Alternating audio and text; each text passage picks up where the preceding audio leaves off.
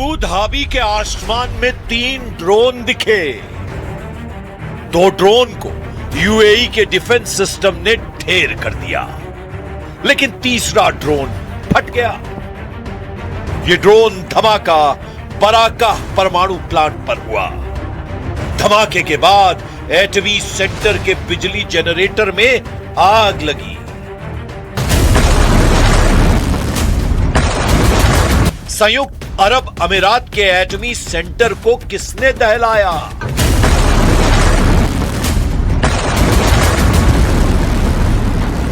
क्या ये ईरान है? हॉर्मुज़ में ट्रंप बैकफुट पर है। ईरान में ट्रंप का कोई दांव नहीं चल रहा। यूरेनियम पर ट्रंप की ईरान नहीं सुन रहा है। ईरान ने क्लियर कर दिया है कि कतर वॉर गेम में सबसे सॉलिड प्लेयर बन चुका है।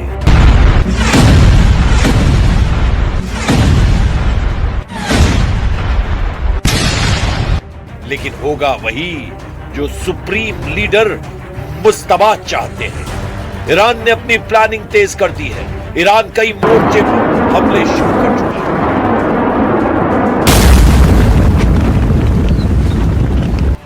जमीन और समुद्री वॉर जोन में ईरान के रॉकेट फटने लगे हैं। इराक के कुर्दिस्तान में ईरान ने भयानक हमला किया है। रेवोल्यूशनरी लड़ाकों ने दावा किया है कि कुर्दिस्तान में अमेरिका और इजराइल से जुड़े समूहों पर हमला किया गया है। ISNA समाचार एजेंसी की रिपोर्ट के मुताबिक अमेरिका से हथियारों और गोला बारूद की एक बड़ी खेप को हमले में तबाह कर दिया गया। दूसरी तरफ अमेरिका ने अभी हमले को टाल देने का ऐलान कर दिया है। आखिर ट्रंप ईरान पर हमला क्यों नहीं कर पा रहे? सिर्फ खाड़ी देशों के कहने पर उन्हें अपना प्लान बदलना पड़ा है।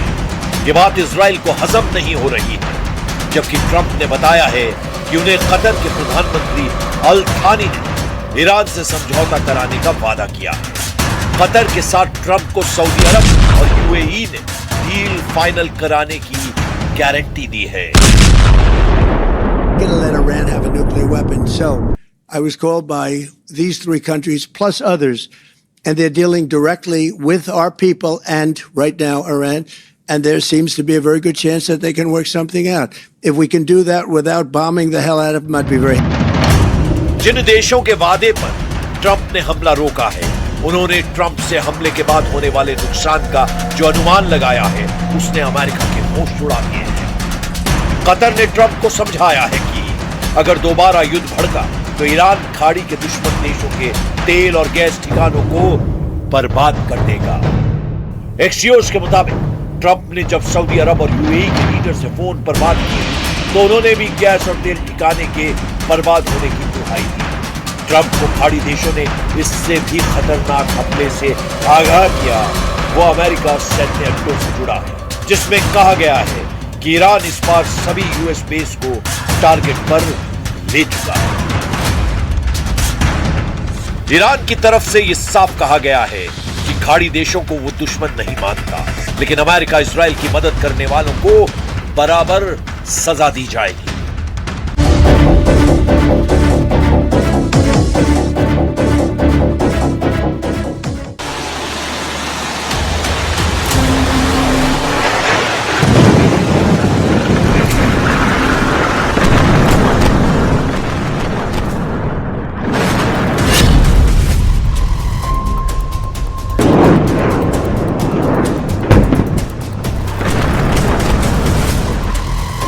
इजराइल हर रोज हिजबुल्लाह के ठिकानों पर 10 से ज्यादा एयर स्ट्राइक कर रहा है।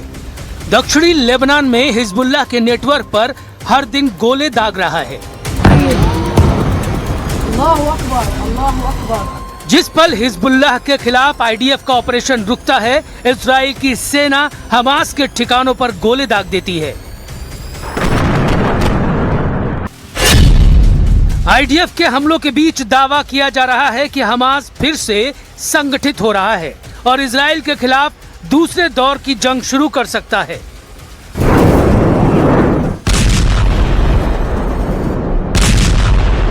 सोशल मीडिया पर यह वीडियो तेजी से वायरल हो रहा है। दावा किया जा रहा है कि हमास 7 अक्टूबर को फिर दोहराने वाला है।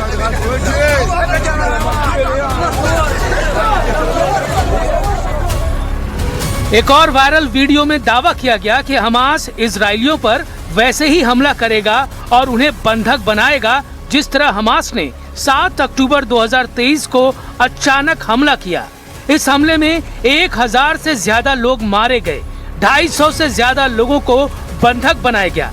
हालांकि इन दोनों वीडियो के जरिए किए दावों की फिलहाल कोई पुष्टि नहीं हुई है।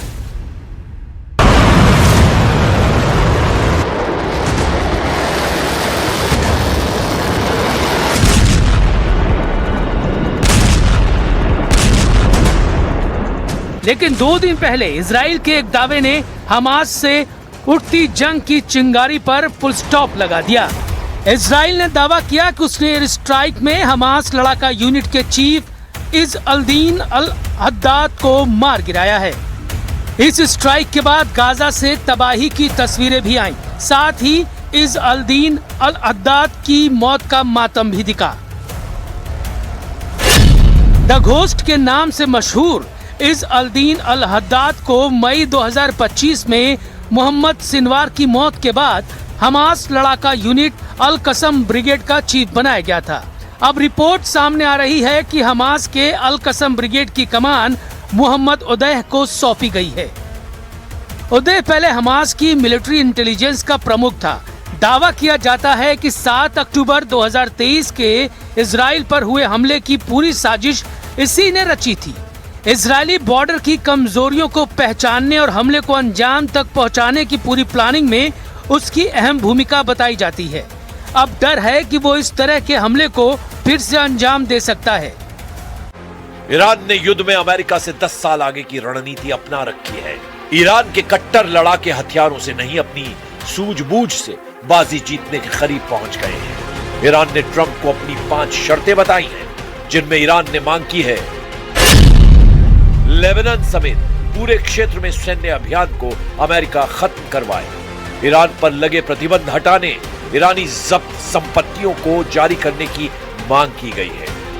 इसके साथ ही युद्ध में नुकसान का मुआवजा और हॉर्मुज पर ईरान की संप्रभुता की मान्यता की मांग एक बार फिर से दोहराई गई है। ईरान ने अपने ऑफर में पहली बार एटमी प्रोग्राम और यूरेनियम की कोई बात नहीं की है।